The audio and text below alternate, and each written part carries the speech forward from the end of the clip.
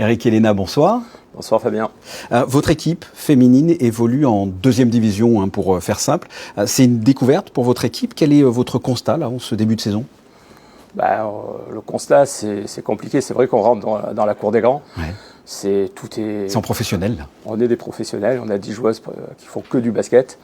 Et c'est vrai que c'est compliqué, mais on y va petit à petit, avec beaucoup d'humilité, et on fait un pas après l'autre. Vous avez donc joué 3 matchs en championnat, 2 premières défaites et enfin une victoire.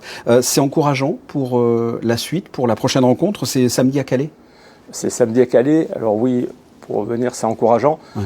On a perdu les 2 premiers matchs, mais c'est vrai que ça s'est joué à pas grand-chose. Donc on avait déjà fait le constat qu'on était dans le coup. Je veux dire, après battre Mondeville, qui est le plus gros budget, qui est l'équipe annoncée, qui est arrivée à Monaco invaincue, et ça, c'est sûr que c'est une grosse perf. Parlez-moi de cette équipe là du MBA, parce qu'elle a été complètement, ou en grande partie, changée en intersaison.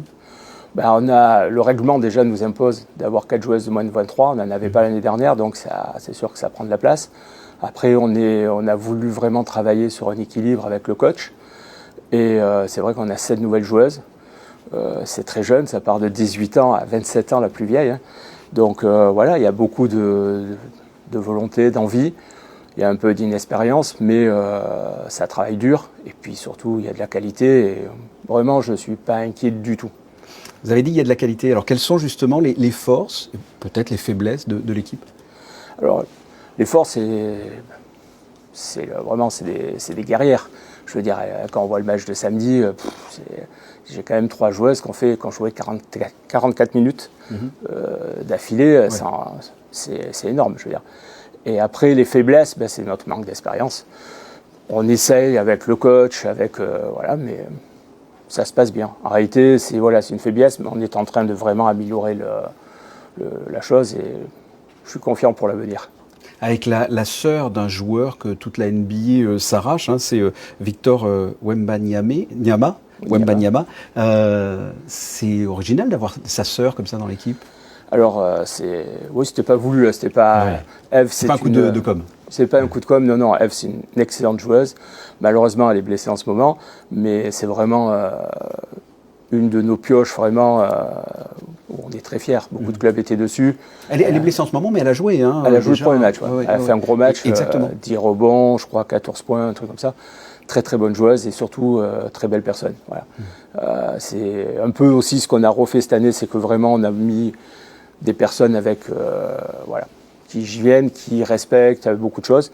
Et Eve fait partie de ces joueuses d'avenir qui va certainement un jour s'installer en équipe de France, et qui va... c'est l'avenir, comme son frère. L'objectif, très concrètement, c'est le maintien, c'est un peu plus, c'est beaucoup plus. Alors l'objectif, c'est d'en laisser 2 derrière nous pour être encore en Ligue 2 l'année prochaine. Ouais. Maintenant, on a fait un bon coup en Coupe de France en sortant Charnay, qui est la grosse équipe de Ligue 2. Là, on reçoit Toulouse mardi. Bon, c'est de la Ligue, je pense que ça va être très très dur, mais on va y aller. Et l'objectif, c'est le maintien. Voilà. Après, si on peut prendre autre chose, on prend. On va se gêner, mais le maintien, c'est l'objectif principal. Et la relève, elle existe? Parce que vous avez les équipes mineures aussi féminines. La relève, elle existe. Et puis, cette année, on a tout restructuré. Et puis, on a d'excellents résultats. On a une équipe, je crois, U13 qui est invaincue. Je crois que les U15 aussi. Donc ça monte. Et on est en train de travailler pour vraiment développer. Voilà. Vous jouez à l'Annonciade, dans le gymnase de l'ancien lycée. Ça vous convient? Vous aimeriez un autre standing? Ça vous suffit? Aujourd'hui, je pense qu'il faut... c'est sûr qu'on voudrait jouer dans une salle un peu plus adaptée à notre statut, sans être prétentieux. Mais aujourd'hui, on a quand même conscience qu'on est à Monaco, 2 km². Il n'y a pas des gymnases partout. Donc, on fait des efforts. On essaye de l'embellir le maximum. C'est vrai qu'un parquet serait extraordinaire, parce que c'est vrai que le sol est très dur. Et toutes les équipes qui viennent nous font la remarque. Et donc c'est peut-être stratégique de le garder en fait. Oui, c'est sûr qu'elles ne sont pas à l'habitude de jouer dans des sols aussi durs. Mais après, aujourd'hui, on est à Monaco. Je veux dire, on nous a aidés, on nous aide. Et et on va essayer d'améliorer. Et j'espère qu'un jour, on aura un gymnase qui est digne de ce nom. Oui, en tout cas, avec une chaude ambiance chaque match. Ah, ça c'est sûr. Même contre Mondeville, c'était les vacances. Je pensais qu'il n'y allait pas avoir beaucoup de monde. La salle était pleine. Et puis c'est vrai qu'on est souvent... il y a le feu dedans. Moi j'appelle ça le petit beau blanc monégasque, mais c'est vrai qu'il y a du bruit. Vous regardez, les filles regardent, suivent les résultats de la Roca Team. Ce sont des joueurs inspirants pour elles? Oui, bien sûr. De toute façon, on parle, je vous dis sérieusement, quand on est en déplacement, on parle que basket. Ouais. Donc on regarde le Roca Team, on regarde ce qui se passe en Euroleague, en championnat de France, à l'étranger. Voilà, on vit basket, on mange basket, et voilà, mais on dort basket. Et avec des joueurs qui suivent aussi les filles, hein. Je pense notamment à Yacouba qui, notamment la saison dernière, a suivi beaucoup de matchs des filles. C'est vrai que l'année dernière, Yacouba est venu plusieurs fois, et d'ailleurs on était très fiers.